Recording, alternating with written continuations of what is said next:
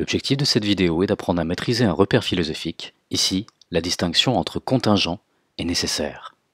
Il faut commencer par expliquer la différence entre le contingent et le nécessaire. Si un événement a eu lieu et qu'on le qualifie de contingent, cela signifie qu'il est possible que cet événement ait lieu, mais qu'on peut aussi imaginer qu'il n'ait pas eu lieu. Il se trouve que dans la réalité, c'est bien cet événement qui a eu lieu, mais on aurait pu aussi imaginer qu'il n'ait pas lieu. En revanche, si on qualifie l'événement de nécessaire, cela signifie qu'il peut avoir lieu, mais c'est la seule possibilité, car il est impossible qu'il n'ait pas lieu. Puisque c'est la seule possibilité, on peut donc dire que cet événement doit avoir lieu. Donc la différence entre la contingence et la nécessité vient du nombre de possibilités. En ce qui concerne la contingence, plusieurs événements sont possibles, mais pour la nécessité, il n'y a toujours qu'une seule possibilité. Qu'est-ce donc que la contingence ? On peut définir le mot contingent comme désignant ce qui peut ne pas être. Par exemple, la plupart des jeux de hasard aboutissent à un résultat contingent. Si nous lançons ces 2 dés, il y a une multitude de résultats possibles. Et si nous obtenons, par exemple, un double 6, ce résultat est contingent. Bien d'autres auraient pu avoir lieu. On peut rapprocher la contingence de ce que l'on appelle au XXe siècle l'effet papillon, qui consiste à imaginer les effets que pourrait avoir le vol d'un papillon à différentes échelles. On pose ainsi la question classique, le battement d'ailes d'un papillon au Brésil peut-il provoquer une tornade au Texas ? Il y a tellement d'éléments en jeu que chaque événement particulier sera considéré comme contingent. Exactement comme si la nature jouait à pile ou face. C'est ce que l'on peut voir mis en scène dans le film Pile et face, réalisé par Peter Howitt en 1998. Au début de ce film, Helen doit prendre le métro pour rentrer chez elle.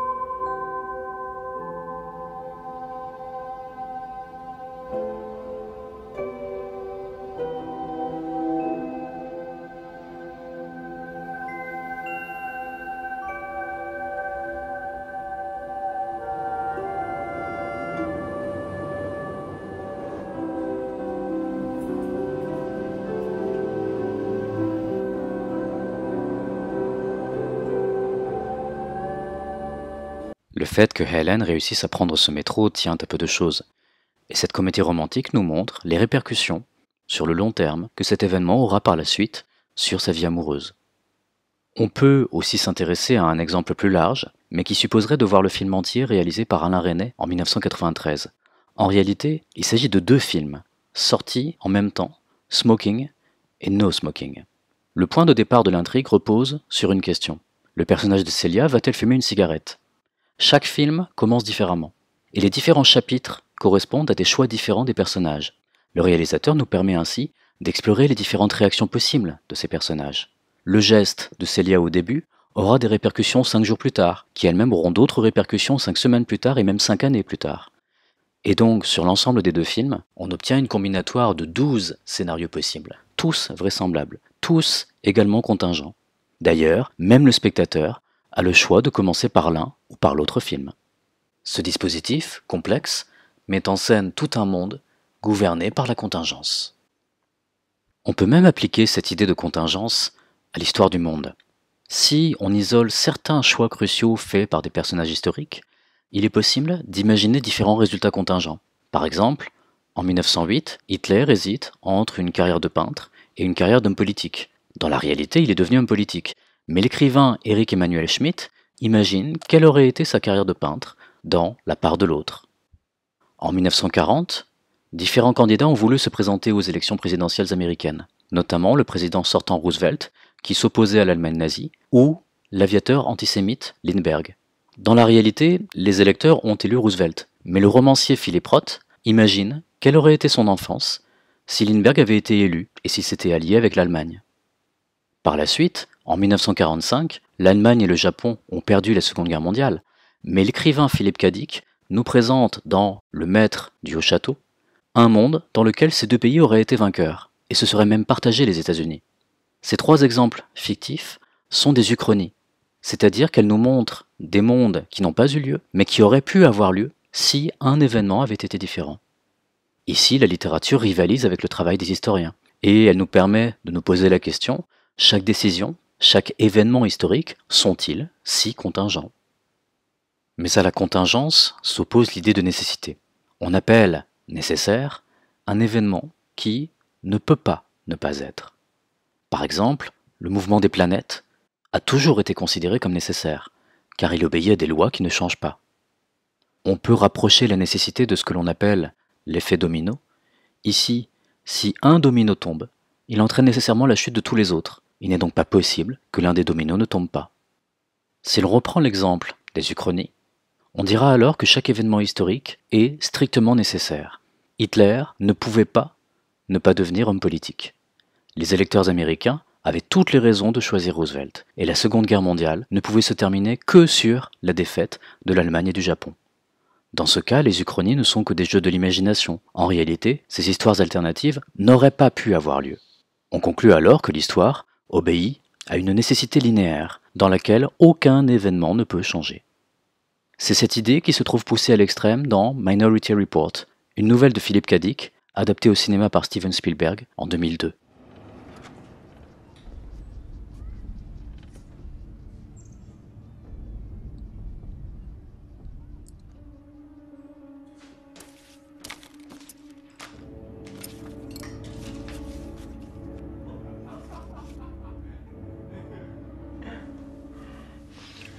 Let's go to bed. Let's do it in here. The bed is soft. I'm soft.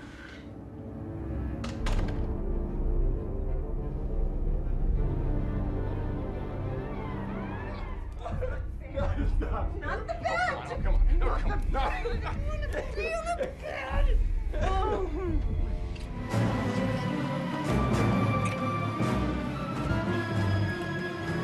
I forgot my glasses.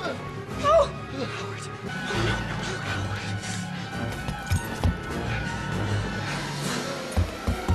You know how blind I am without them.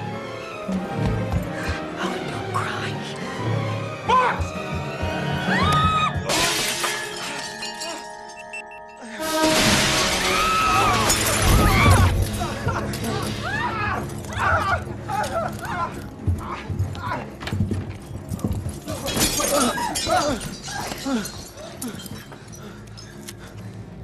Look at me. Look at me.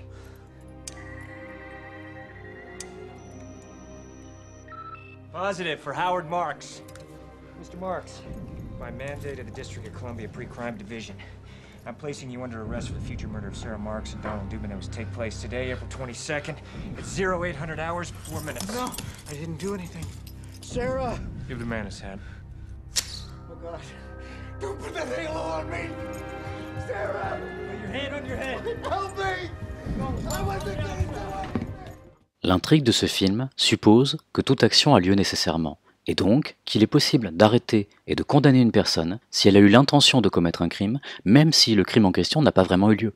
Même si Howard Marks proteste en disant qu'il n'aurait pas tué sa femme, la justice suppose au contraire que son crime devait avoir lieu dans tous les cas. Il n'aurait pas été capable de ne pas le commettre. Évidemment, cet univers de science-fiction pose différents problèmes, notamment est-il juste de condamner quelqu'un pour un crime qu'on l'a justement empêché de commettre? Pour finir, l'opposition entre la contingence et la nécessité pose plusieurs problèmes philosophiques. Par exemple, le problème de l'existence de la liberté. Mes actions sont-elles libres ou bien déterminées? Mais encore, un problème scientifique. La raison peut-elle admettre l'existence du hasard? Ou un problème sur notre conception de l'histoire. Les événements historiques sont-ils nécessaires ou imprévisibles?